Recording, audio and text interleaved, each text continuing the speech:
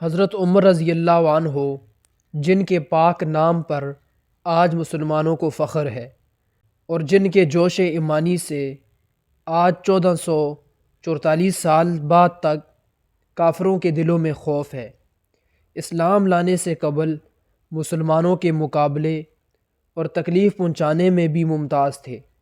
نبی اکرم صلی اللہ علیہ وآلہ وسلم کے قتل کے درپے رہتے تھے۔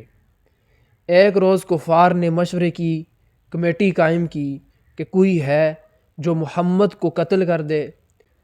عمر نے کہا کہ میں کروں گا۔ لوگوں نے کہا کہ بے شک تم ہی کر سکتے ہو۔ عمر تلوار لٹکائے ہوئے اٹھے اور چل دیے۔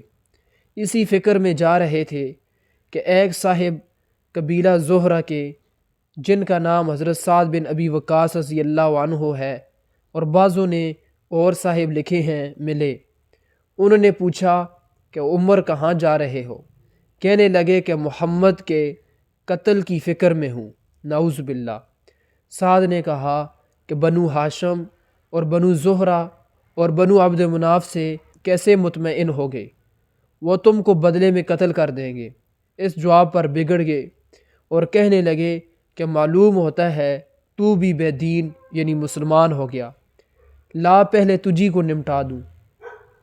یہ کہہ کر تلوار سونت لی اور حضرت سعد رضی اللہ عنہ نے بھی یہ کہہ کر کہ ہاں میں مسلمان ہو گیا ہوں، تلوار سنبھالی۔ دونوں طرف سے تلوار چلنے کو تھی کہ حضرت سعد رضی اللہ عنہ نے کہا کہ پہلے اپنے گھر کی تو خبر لے، تیری بہن اور بنوئی دونوں مسلمان ہو چکے ہیں۔ یہ سننا تھا کہ غصے سے بھر گئے اور سیدھے بہن کے گھر گئے۔ وہاں حضرت خباب رضی اللہ عنہ، جن کا ذکر نمبر 6 پر گزرا، کواڑ بند کیے ہوئے ان دونوں میاں بیوی کو قرآن شریف پڑھا رہے تھے۔ حضرت عمر نے کواڑ کھلوائے۔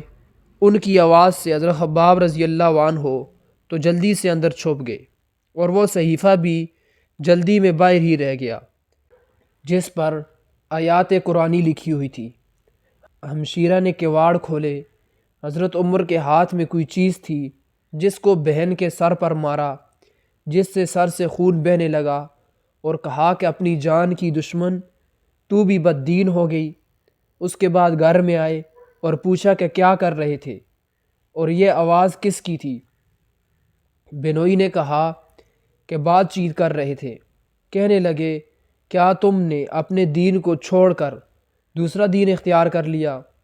بنوئی نے کہا کہ اگر دوسرا دین حق ہو تب۔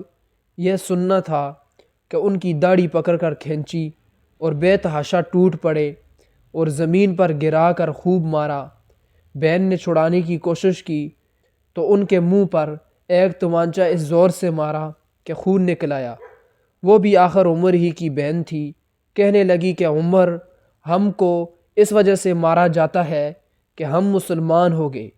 بے شک ہم مسلمان ہو گئے ہیں، جو تجھ سے ہو سکے تو کر لے۔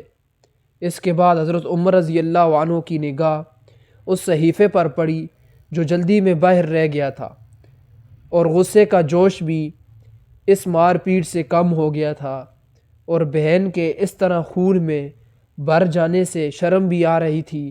کہنے لگے کہ اچھا مجھے دکھلاؤ یہ کیا ہے؟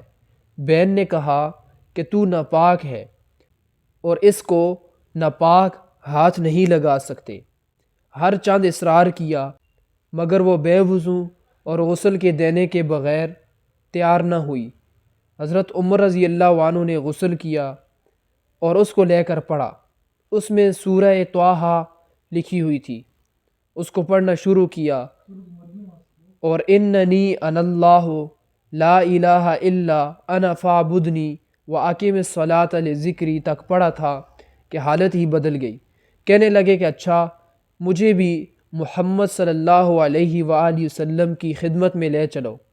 یہ الفاظ سن کر حضرت خباب رضی اللہ عنہ اندر سے نکلے اور کہا کہ اے عمر، تجھے خوشخبری دیتا ہوں کہ کل شب پنج شنبہ یعنی جمعرات میں حضور اقدس صلی اللہ علیہ وآلہ وسلم نے دعا مانگی تھی کہ یا اللہ عمر اور ابو جہل میں جو تجھے زیادہ پسند ہو اس سے اسلام کو قوت عطا فرما۔